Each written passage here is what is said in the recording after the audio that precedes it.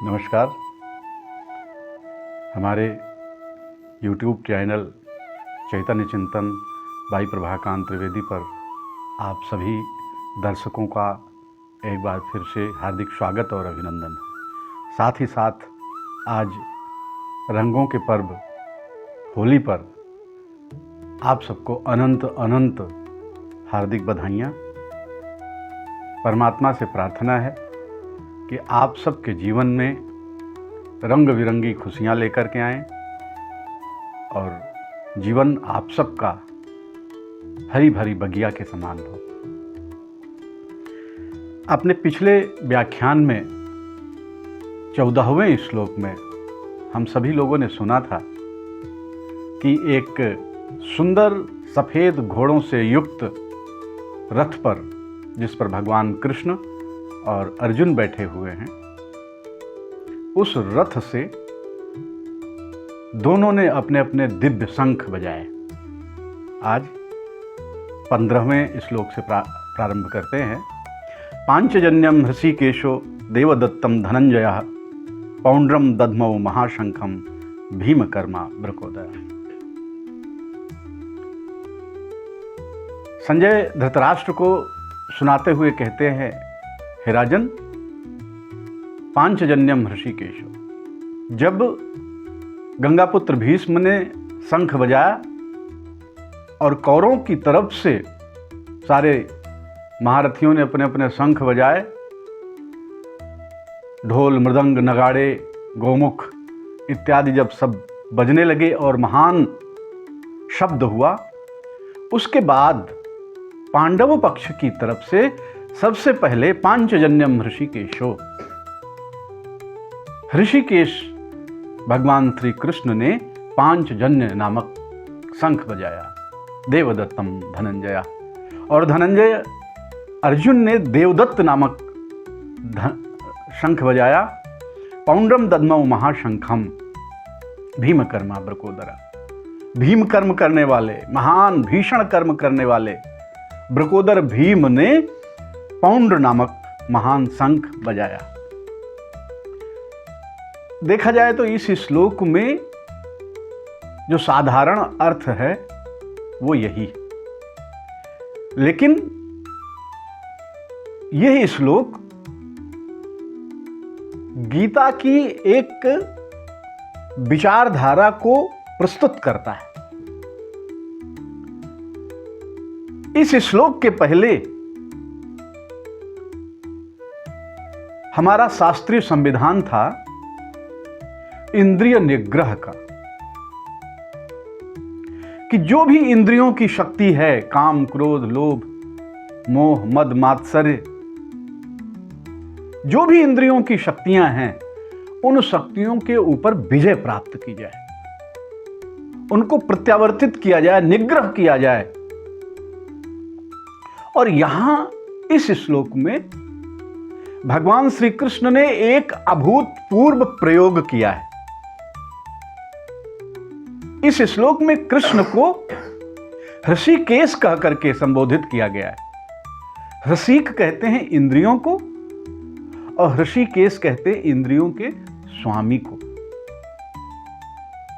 और पांचजन्य शंख प्रतीक है कि जो इंद्रियां हैं, इंद्रियों की जो पांचों इंद्रियां, उन पांचों इंद्रियों की जो शक्ति है उसको कृष्ण ने लेकर के और उसमें अपना प्रयोग किया। अब पांच इंद्रियों की शक्तियों को लेकर के कृष्ण का उनका अपना प्रयोग क्या है? जैसा कि मैंने कहा कि अभी तक शास्त्र कहते थे कि इंद्रिय निग्रह, सत्यम बद धर्मम तज दिवा मां स्वापसी क्रोधानते वर्जय अत्यंतम स्नानम लोभम मोहम क्रोधम च वर्जय इत्यादि इत्यादि वैदिक धर्म के अनुसार। यहां गीता में कृष्ण ने एक दूसरा प्रयोग किया और उन्होंने कहा, क्रोध आ रहा है तो आने दो, काम आ रहा है तो आने दो, लोभ आ रहा है तो आने दो, मोह आ रहा है तो आने दो। जीतना थोड़ा मुश्किल है लेकिन कृष्ण का प्रयोग ये बताता है कि जो इंद्रियों के विषय हैं, यदि वो विषय उत्पन्न हो रहे हैं तो उत्पन्न होने दो। आपको केवल सजग रहना है, सचेत रहना है, और उत्पन्न होने के बाद उन विषयों को, जैसे कृष्ण यहां रूपांतरण करते हैं। राधा के प्रति प्रेम है, लेकिन उस प्रेम का रूपांतरण जगत प्रसिद्ध है।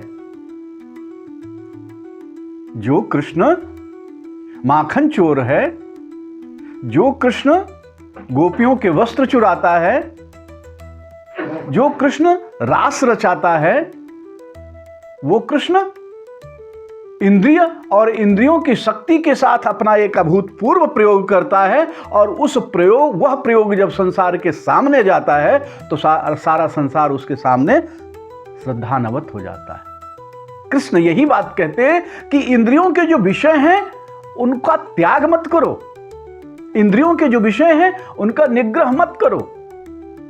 इंद्रियों के जो विषय हैं उनके ऊपर तुम जीत नहीं पाओगे, तो करना क्या है? रूपांतरण कर लो, एक नया प्रयोग कर लो। क्रोध आता है, आने दो, रूपांतरण कर लो। काम आता है, आने दो, रूपांतरण कर लो। लोभ आता है, आने दो, थोड़ा रूपांतरण कर लो। मोह आता है, आने दो, रूपांतरण कर लो। और यह बहुत कठिन नहीं है, किया है। किसने किया है? गोस्वामी तुलसीदास जी का अपनी पत्नी के प्रति प्रेम संसार में प्रसिद्ध है। ससुराल में चले गए, घर के ऊपर आधी रात में खिड़कियों में सांप लटका हुआ है और उसको रस्सी समझ करके गोस्वामी बाबा चढ़ गए। भादों महीने की घनघोर नदी पार करनी है, रात में ससुराल पहुंचना है, तो मुर्दा बहा जा रहा है, नाव नहीं मिल रही, तो मुर्दे के ऊपर चढ़ गए और पार उतर गए। ऐसे गोस्वामी बाबा, उनको जब पत्नी के द्वारा एक फटकार मिली कि अस्ति चर्ममय देह ममता में ऐसी प्रीति, जो न होत रघुनाथ महा तब न होती भयभीति। देखो, गोस्वामी बाबा ने अपनी इंद्रिय जनित इस विषय का रूपांतरण कर लिया और संसार में, सारे संसार के द्वारा पूज्य हो गए। अहंकार की वृत्ति थी उद्धव के अंदर, ज्ञान जनित अहंकार, जो बहुत खतरनाक होता है। सात्विकी अहंकार भी इसको बोलते हैं। कृष्ण ने समझा तो रूपांतरण के लिए, उद्धव के अहंकार के रूपांतरण के लिए कहां भेज दिया? गोपियों के पास, जो अशिक्षित गोपियां हैं। अहंकार का रूपांतरण, और वापस लौटे हैं राधा राधा करते हुए उद्धव।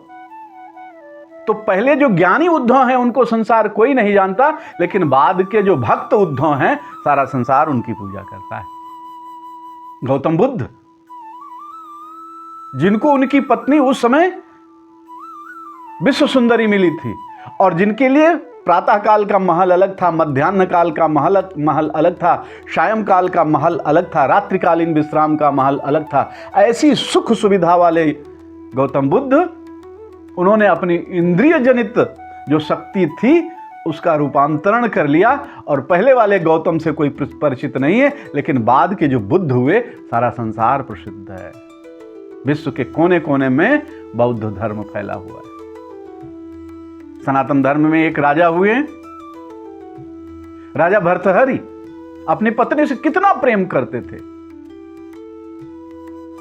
लेकिन जब उनको परमात्मा की दया से उस शक्ति का रूपांतरण का अवसर मिला, तो भर्तृहरि शतक लिख करके संसार में एक नीति चला दी। तो कृष्ण यहां पर यह कहना चाह रहे हैं कि जैसे हम पांचजन्य शंख बजाते हैं, तात्पर्य इंद्रियों के विषयों को ले करके और अपना एक प्रयोग करते हैं, संसार के लोगों के लिए बताया है कि तुम भी विषयों से भागो मत। संसार छोड़ करके नहीं जाना है, हिमालय में नहीं जाना है, कंदराओं में नहीं जाना है, पर्वतों में नहीं जाना है। अपने घर में रहते हुए इंद्रियों की शक्ति को रूपांतरित करो, और वह रूपांतरण तुम्हारे कल्याण का कारण होगा। यहां पर एक और बहुत बड़ी बात है। प्रश्न उठता है कि जब भीष्म ने शंख बजाया और भीष्म की सेना ने तुमुल घोष किया, तो कौरव पांडव पक्ष की ओर से सबसे पहले सेनापति को शंख बजाना चाहिए था। कृष्ण तो सेनापति हैं ही नहीं, और सेनापति क्या वो सामान्य योद्धा भी नहीं है पांडव पक्ष के। उन्होंने तो शपथ ले रखी है कि हम युद्ध नहीं करेंगे, लेकिन शंख सबसे पहले कृष्ण ने बजाया। हम अपने श्रोताओं को बात कह रहे हैं कि बहुत गीता के अंदर बड़ी मनोवैज्ञानिक चर्चाएं हैं, सोचने समझने और ध्यान देने की जरूरत है।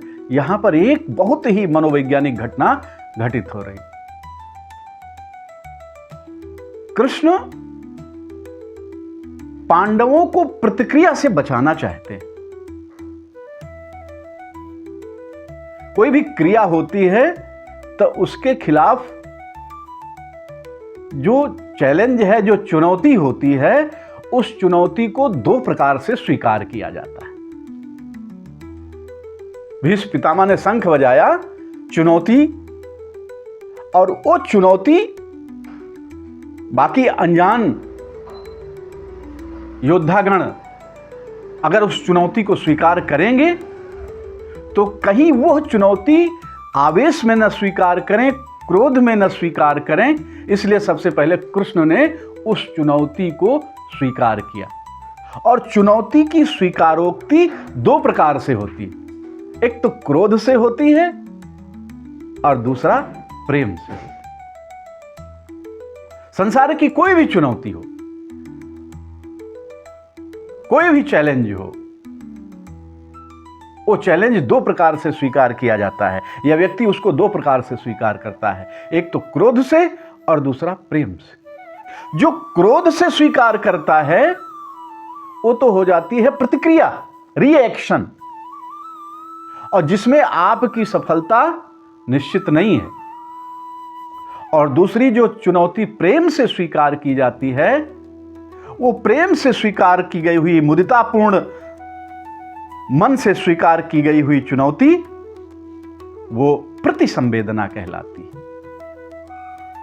और प्रतिसंवेदना वो अंत में आपको प्रसन्नता ही प्रदान करेगी।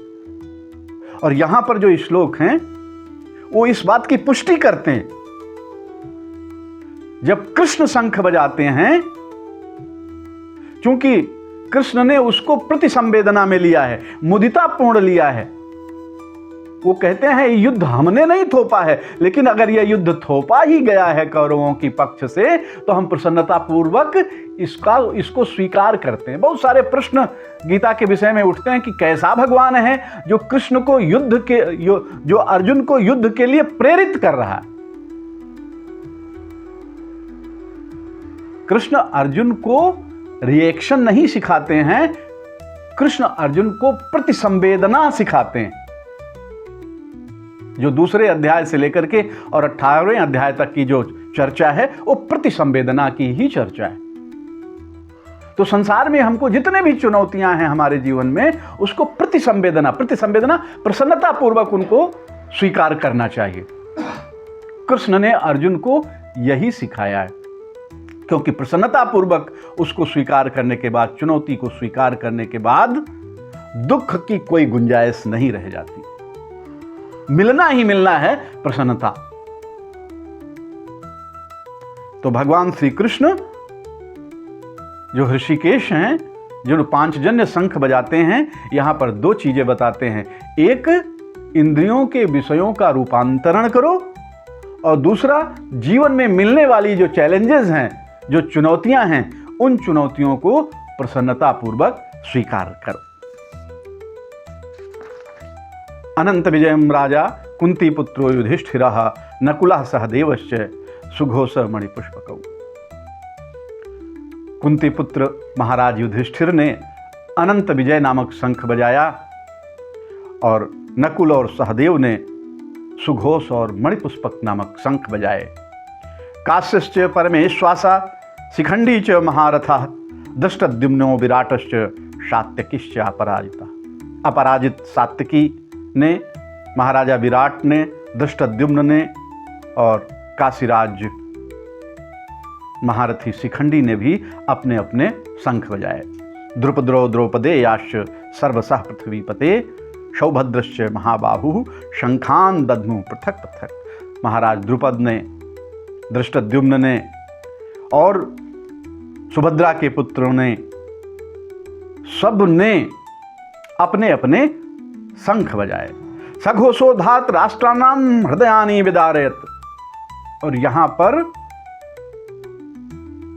गीता के 19वें श्लोक में, पहले अध्याय के 19वें श्लोक में वो रिजल्ट आ जाता है कि जो चैलेंज से लेता है उसको दुख मिलता है, जो चैलेंज को क्रोध से लेता है, आवेश से लेता है, उसको दुख मिलता है, और जो चैलेंज को प्रसन्नता से लेता है उसको सुख मिलता है। तो सघोषो धात राष्ट्राणाम हृदयानि विदारयत। धृतराष्ट्र के पुत्रों ने इन सबके शंख के बजाने को या इस युद्ध को आवेश से लिया, क्रोध से लिया, स्वीकार किया उस चुनौती को, और क्रोध से स्वीकार करने के कारण हृदयानि विदारयत, उनके जो हृदय हैं वो विदीर्ण हो गए। नभस्य पृथ्वी चैव तुमुलो बेनुनादयन। और ये नाद, ये घोष शंखों का, नगाड़ों का, मृदंगों का, डुंडुभी का, ये नभस्य पृथ्वी चैव, धरती में भी और आकाश में भी गुंजायमान हुआ। अथ व्यवस्थितान दृष्ट्वा धात राष्ट्रान कपिध्वजः प्रवृत्ते शस्त्र संपाते धनुरुद्यम्य पांडवः। अथ व्यवस्थितान दृष्ट्वा धात राष्ट्रान कपिध्वज, जिनके रथ में कपिध्वज है, जिनके रथ की ध्वजा में हनुमान जी बैठे हुए हैं, ऐसे अर्जुन ने धृतराष्ट्र पुत्रों को और उनकी सेना को युद्ध के लिए व्यवस्थित हुआ जान करके प्रवृत्ते शस्त्र संपाते धनुरुद्यम्य पांडवः, इसके पहले कि शस्त्र का संपात हो, ऐसे शस्त्र का संपात करने वाले, शस्त्र चलाने वाले अर्जुन ने हृषिकेशम तदा वाक्यम इदमाह महीपते। धृतराष्ट्र संजय कहते हैं, हे महीपति, हे राजा धृतराष्ट्र, अर्जुन ने श्री कृष्ण से कुछ कहा। अब क्या कहा, वो 21वां श्लोक आगे की व्याख्या में। और आप सबसे प्रार्थना है कि हमारे चैनल को सब्सक्राइब कीजिए, और गीता के संबंध में जो भी प्रश्न, आप ये संकोच मत करो कि आपके प्रश्न कैसे हैं, आपका प्रश्न हमारे लिए बहुत महत्वपूर्ण होगा। प्रश्न पूछिए और यथा ज्ञान हम उसका उत्तर देंगे। सब्सक्राइब कीजिए, लाइक कीजिए और शेयर कीजिए। बहुत बहुत धन्यवाद।